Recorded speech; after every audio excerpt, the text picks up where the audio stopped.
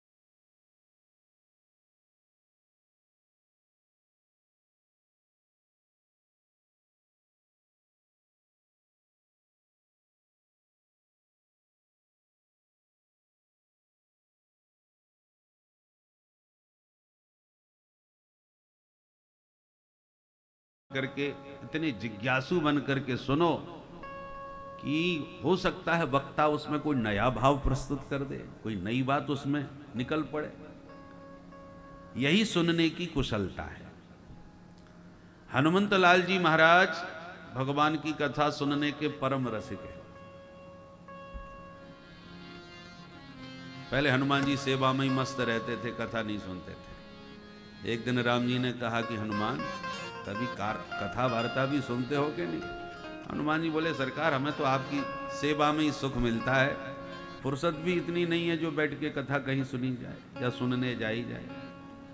भगवान बोले नहीं नहीं, कथा जरूर सुननी चाहिए, सेवा का अपना आनंद है और चरित्र सुनने का अपना आनंद है। जब भगवान ने तारीफ करी तो हनुमान जी को लगा नहीं, जब प्रभु कह रहे हैं तो सुनना चाहिए। एक दिन छुप करके वेश बदल करके कथा सुनने पहुंच गए। सरजू तट पर कथा हो रही थी, अनेक संत वृंद वैष्णव जन बैठे थे, हनुमान जी भी चुपचाप बैठ गए। संयोग से सुंदर कांड की ही कथा चल रही थी और वक्ता महोदय अपने ढंग से वर्णन कर रहे थे। हनुमान जी अतुलित बल धाम हैं, इतना अनंत उनमें बल विवेक और पराक्रम है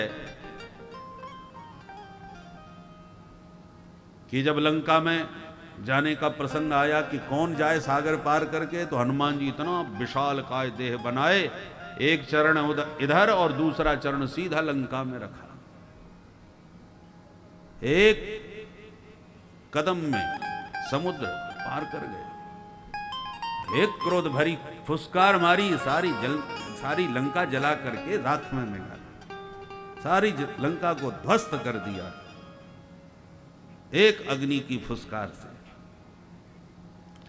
हनुमान जी सिर खुजलाने लगे। देखो तो कितनी हाँक रहे हैं। हम गए थे, कितनी समस्याएं हमारे सामने आई थी। सुरसा खाने को खड़ी थी, सिंह का पकड़ने को खड़ी थी, लंकनी तो खाने के लिए कितनी कितनी समस्याएं। और महाराज जी के एक कदम में ही पार हो गए, एक फुसकार में जला दिए। चलो ठीक है, कथा हो गई, सुन ली, ज्यादा सुनेंगे तो और अश्रद्धा पैदा होगी, इसलिए प्रणाम करो और चल दो। तो प्रणाम करके चल दिए। राम जी बोले कहाँ गए थे आज? हनुमान जी बोले सरकार आपकी आज्ञा थी तो हमने सोचा चलो आज कथा सुन ही आए, तो सुन के आ रहे हैं। अच्छा कथा सुनने गए? हाँ सरकार। तो कैसी लगी कथा? हनुमान जी बोले बस ठीक है महाराज, व्यासपीठ को प्रणाम करना चाहिए, वक्ता जो कहे तो सुन लेना चाहिए, अब हम क्या टीका टिप्पणी कथा के ऊपर करें। भगवान बोले नहीं नहीं, बताओ क्या प्रसंग सुना। तो हनुमान जी ने सारी बात बता दी, ऐसा ऐसा हुआ। तो सरकार हमारे तो गले उतरी नहीं, तो हम तो सुन के भगे आए। इतना सुन करके राम जी इतनी जोर से हंसे और ताली बजाई, तो जैसी ताली बजा के हंसे तो राम जी के कर की मुद्रिका उंगली से निकल करके बाहर गिरी। अरे हनुमान पकड़ो, मेरी मुद्रिका निकल गई। अब राम जी की मुद्रिका परम चैतन्य इतनी द्रुत गति से खनखनाती हुई दौड़ी कि हनुमान जी भी मनोजबम मारुत तुल्य वेगम है, पीछे भागे। आगे मुद्रिका, पीछे पवन सुत। मुद्रिका एक घनघोर जंगल में जाकर के गुफा में प्रविष्ट हो गई। हनुमान जी पीछे से घुसे और जैसे हनुमान जी ने प्रवेश किया तो एक बंदर ने रोक दिया।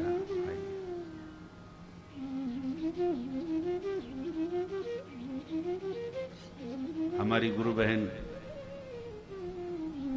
आदरणीय ज्ञानवती जी का हम स्वागत करते हैं। अब ये राम कथा की वक्ता है, शायद इनको ही देख करके हनुमान जी आ गए। बोलो जय सिया राम। जय सिया राम। तो मैं निवेदन कर रहा था कि एक वानर ने गुफा में रोक दिया हनुमान जी को प्रवेश करने से। हनुमान जी बोले भाई तुम कौन हो, मुझे भीतर घुसने से क्यों रोक रहे हो? तो बंदर बोला मैं हनुमान जी का दास हूं, मैं हनुमान भक्त हूं। तो हनुमान जी को बड़ा आश्चर्य हुआ, तुम हनुमान जी के दास हो? बोले हाँ। हनुमान जी को कभी देखा भी है? बोले क्यों नहीं देखा। जानते हो? बहुत अच्छी तरह जानते। तब तो हनुमान जी को और भी आश्चर्य हुआ। अच्छा हनुमान जी को यदि जानते हो तो बताओ हनुमान जी कहाँ हैं? वानर बोला हनुमान जी भीतर हैं गुफा में, मैं उन्हीं की सेवा में रहता हूं। अब तो हनुमान जी के आश्चर्य का ठिकाना नहीं रहा। भाई हम ही हनुमान जी, ये दूसरे हनुमान जी कौन कहां से आ गए भाई। हनुमान जी ने कहा कि यदि भीतर हैं हनुमान जी तो क्या आप हमें उनसे मिलवा दोगे? बोले हाँ मिलवा तो देंगे, पर आज्ञा लेनी पड़ेगी। आप खड़े रहिए, अभी हम मिल के आते हैं। आज्ञा मिल गई तो मिलवा देंगे। बंदर भीतर गया, फिर लौट के आया, अनुमति मिल गई है, पधारिए। तो हनुमान जी उस वानर के साथ गुफा में प्रविष्ट हुए। तो जैसे ही भीतर प्रवेश किया, अनंत सूर्य जैसे एक साथ आलोकित हो रहे हो, इतना दिव्य प्रकाश, विशाल काय पवन सुत का स्वरूप दिखाई पड़ा। जो हनुमान जी को देखा भीतर, तो हनुमान जी के होश उड़ गए। हम तो अपने आप को ही हनुमान मानते हैं, ये दूसरे हनुमान जी कौन बैठे हैं भाई इस गुफा में, और इतने तेजस्वी। हनुमान जी का अपने आप ही सिर झुक गया उनके प्रभाव के सन्मुख, नतमस्तक हो। और गुफा में विराजे हनुमान जी बोले आइए पवन सुत, आपका स्वागत है। जब जब किसी हनुमान जी को भ्रम संदेह होता है तो हमारे प्रभु श्री राम मेरे पास ही उन्हें भेज देते हैं। देखो, तुम जो कथा सुन रहे थे ना, वो तुम्हारी कथा नहीं थी, हमारी कथा थी। जैसे तुम राम जी की सेवा में आए हो, हरि अनंत हरि कथा अनंता संभवामि युगे युगे। भगवान समय समय पर अवतार लेते रहते हैं। तो जब पहले राम जी अवतार लिए थे और लीला किए थे, तब हनुमान हम थे, उनकी सेवा में थे। और जो तुम कथा सुन रहे थे वो हमने किया था। तुमको इतना परिश्रम करना पड़ा, तमाम तुम्हारे सामने विघ्न बाधाएं आई, पर अपने राम को ये सब कुछ नहीं करना पड़ा। इसलिए कथा गलत नहीं थी, क्योंकि कथा वो हमारी थी, तुम्हारी नहीं। बोलो जय सिया राम। जय सिया राम। अब हनुमान जी को महद आश्चर्य हुआ और कहा मुद्रिका के माध्यम से आप आए, मुद्रिका उस पात्र में है, उठा लो। तो एक जल भरे पात्र में देखा कि अनेक मुद्रिकाएं राम जी की पड़ी हुई हैं। तो सरकार, ये तो हजारों की संख्या में है, अब हमारे प्रभु की मुद्रिका कौन सी है? और वो सबकी सब एक सी लग रही है। तो गुफा वाले हनुमान जी ने कहा कि जी जितनी मुद्रिकाएं आप देख रहे हो ना, इतने हनुमान आ चुके हैं मेरे पास, उनका भ्रम हम दूर कर चुके हैं। यही ना समझ लेना कि तुम और हम ही हैं। अनेक भगवान के अवतार हैं, अनेक लीलाएं हैं, उसमें कभी कभी लीलाओं में अंतर भी हो जाता है। इसलिए कहा कल्प भेद हरि चरित सुहाए, नाना भांत मुनि सन गाए। तो इसमें कभी कभी भेद हो जाता है। किसी कल्प में राम जी ने कुछ किया, किसी कल्प में प्रताप भानु रावण बना, तो किसी कल्प में जालंधर रावण बना। तो कल्प कल्प के चरित्र हैं, उसमें कभी कभी भेद हो जाते हैं। इसलिए अध्यात्म रामायण, आनंद रामायण, वाल्मीकि रामायण, उन प्रसंगों में कभी कभी कहीं कहीं कोई अंतर आ सकता है, तो वो अंतर कल्प भेद का है। इसलिए संशय मन में नहीं रखना चाहिए। तब से हनुमान जी महाराज उस मुद्रिका को लेके वापस गए, राम जी के चरणों में प्रणाम किए, कान पकड़ के माफी मांगे। बोले सरकार, आपने मेरा भ्रम संशय सब मिटा दिया। और तब से ऐसे पक्के रसिक बन गए भगवान की कथा के कि कहीं भी कथा हो छोड़ते ही नहीं। यत्र यत्र रघुनाथ कीर्तनम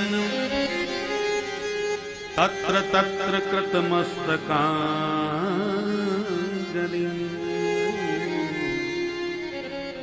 वाष्पवारि परिपूर्ण लोचनम मारुति नमत राक्षसांतकम्।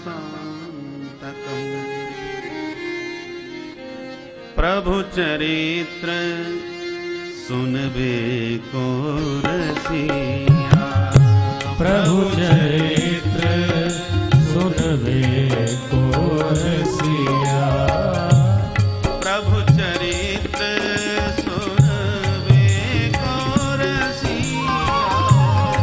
चरित्र सुनवे को रसिया। राम लखन सीता मन बसिया। राम लखन सीता मन बसिया। प्रभु चरित्र सुनवे को रसिया। प्रभु चरित्र सुनवे को रसिया। परम रसिक बन गए श्री हनुमंत लाल जी भगवान की कथा के। अब जरा सोचिए, कितने समय से हनुमान जी कथा सुन रहे हैं और आज भी सुनने के लिए सबसे पहले पधारते हैं। गोस्वामी जी महाराज को राम जी से मिलाने वाले वे ही पवन सुत हैं और भेंट कथा के माध्यम से हुई। अब जरा सोचिए, ऐसा कौन कथावाचक विद्वान होगा जो हनुमान जी को कोई नई बात सुना सके? क्या नया सुनाएगा भाई? हनुमान जी हजारों सालों से सुन रहे हैं और जब हजारों सालों से सुनते आ रहे हैं और सब सुने सुनाए हैं तो फिर सुनने क्यों आते हैं? क्योंकि अब आज कलयुग के वक्ता तो उन्हें क्या नया प्रसंग सुना पाएंगे, ज्ञानी नाम अग्रगण्य, परंतु फिर भी सुनने के लिए आते हैं और बिल्कुल अज्ञ बन के सुनते हैं। सुनवे को रसिया, कथामृत रसा स्वाद कुशल, यही कौशल है कि भगवान की कथा केवल सुनते ही नहीं, हनुमान जी तो कहते भी हैं। किशोरी जी को ऐसी राम कथा सुनाई, किशोरी जी की सारी व्यथा ही मिटा दी। परम दुखी भा पवन सुत देख जानकी दीन। अशोक वाटिका में सशोक बैठी किशोरी जी को देख करके बड़े दुखी हो गए पवन सुत कि मां का यह कष्ट कैसे मिटाऊं। कुछ कर नहीं पा रहे थे तो राम कथा सुनाना प्रारंभ कर दिया। वक्ता ऊपर, श्रोता नीचे बैठते हैं, तो वक्ता ऊपर ही बैठे थे। तरु पल्लव में अभ्यास गद्दी कौन बनाता हुआ उनके लिए, तो वृक्ष के पल्लवों के बीच ही व्यासपीठ बना के बैठ गए और माता जानकी जी नीचे बैठी थी। इसलिए आप लोग नीचे बैठे तो आप ये मत सोचिए कि आप नीचे हो गए। जमीन में बैठे वो जमींदार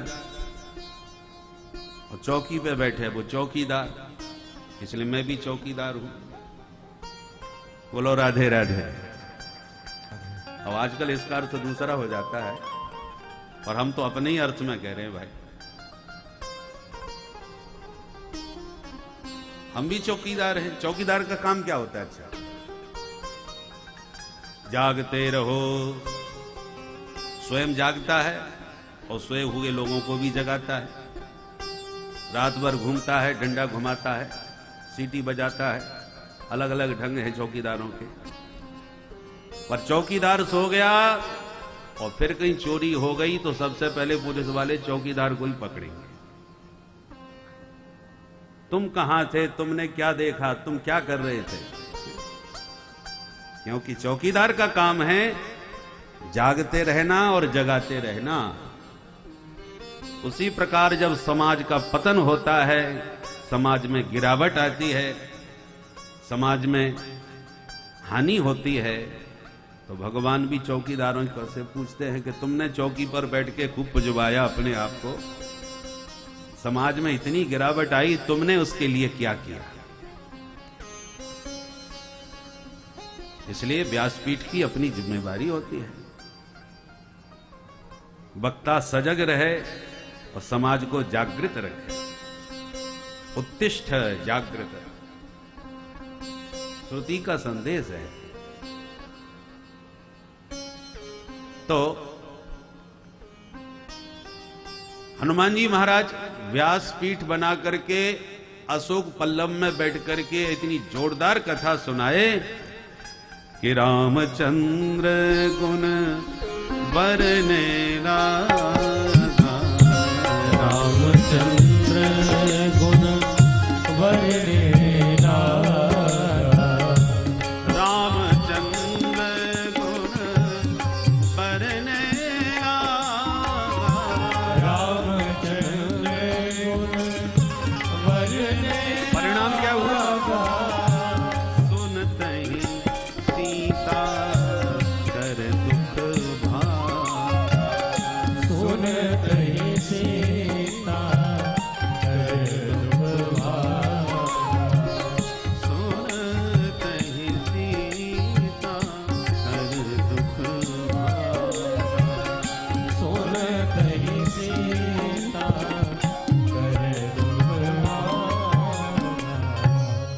ऐसी कथा सुनाई कि सुनते ही किशोरी जी का सारा दुख भाग गया।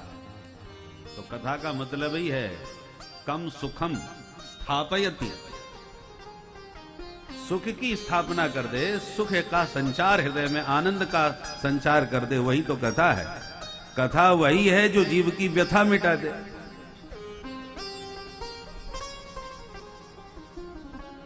तो हनुमान जी केवल श्रोता ही नहीं, वक्ता भी है। फिर भी कथा सुनने के लिए विराजते हैं। और हम सबको, हम जैसे कथावाचकों को शिक्षा भी देते हैं कि वक्ता बन गए तो ये मत समझना कि आप परिपूर्ण हो गए, आप भी कथा सुनने के लिए आओ। हनुमान जी वक्ता भी हैं, बढ़िया श्रोता, बढ़िया वक्ता मिल गया तो श्रोता बन जाते हैं, और बढ़िया श्रोता मिल गया और मौका मिल गया तो वक्ता बन के भी बैठ जाते हैं। शृण्वन् गृणन् संस्मरयश्च चिंतयन् नामानि रूपाणि च मंगलानि ते। गर्भस्तुति में देववृंद कह रहे हैं, वक्तृ सन्निधौ शृण्वन् श्रोत्र सन्निधौ गृणन्। बढ़िया वक्ता मिले तो ज्यादा से ज्यादा सुनने का ही प्रयास करना चाहिए। बढ़िया श्रोता ही बढ़िया वक्ता बन सकता है। इसलिए सबसे पहले श्रवण की बात है। नवदा भक्ति में भी सबसे पहले श्रवणम कीर्तनम विष्णु, श्रवण पहले, कीर्तन बाद में। कीर्तन माने वक्ता।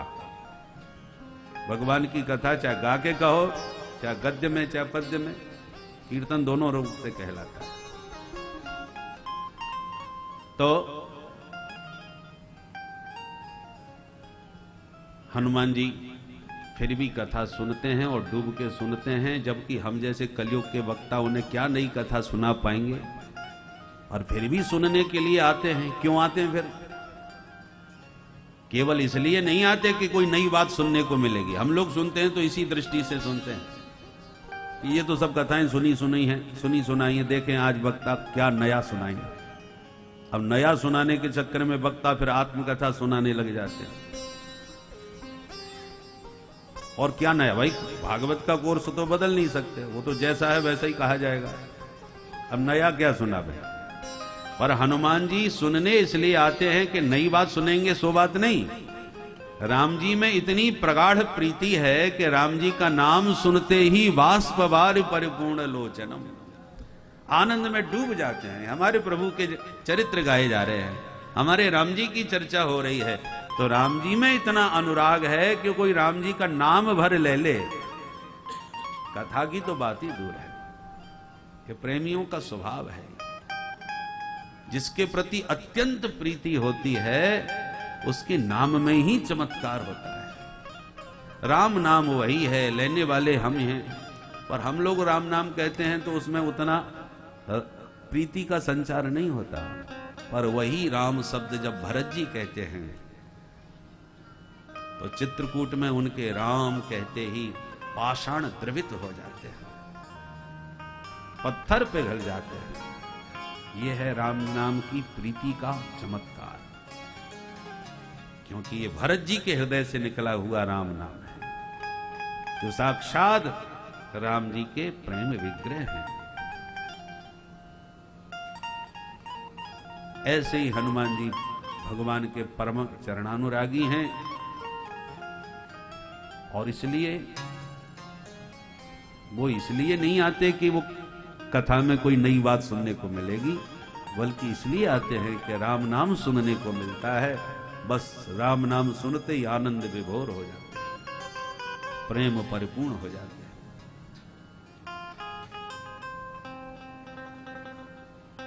तो हम श्रोताओं को शिक्षा लेनी चाहिए इन महापुरुषों से। कथा सुनने का क्या ढंग है, कैसे कथा सुननी चाहिए, और यही सब कुशलता सौनक मुनि में है। इसलिए कहा कथामृत रसास्वाद कुशल शौनको ब्रवीत।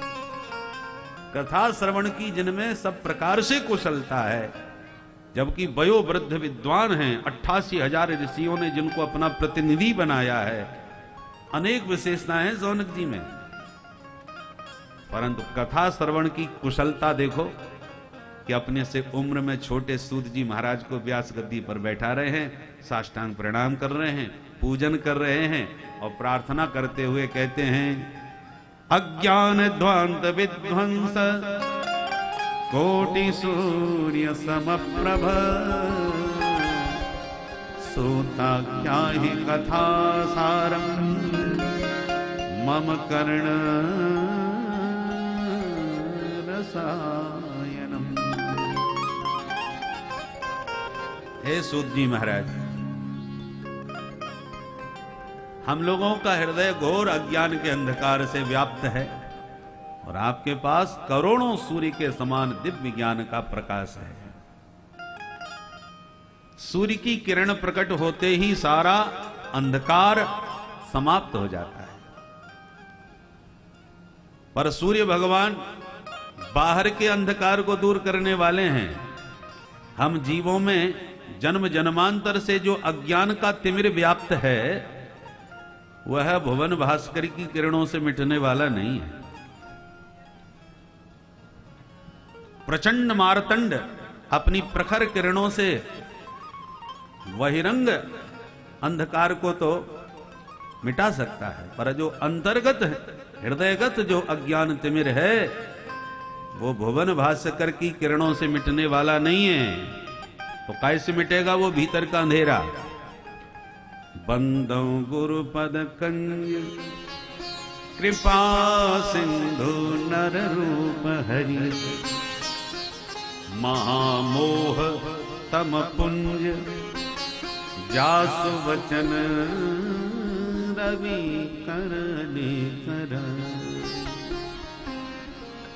अज्ञान तिमिरांधस्य, अज्ञान का जो तिमिर है, अज्ञान का जो अंधकार हम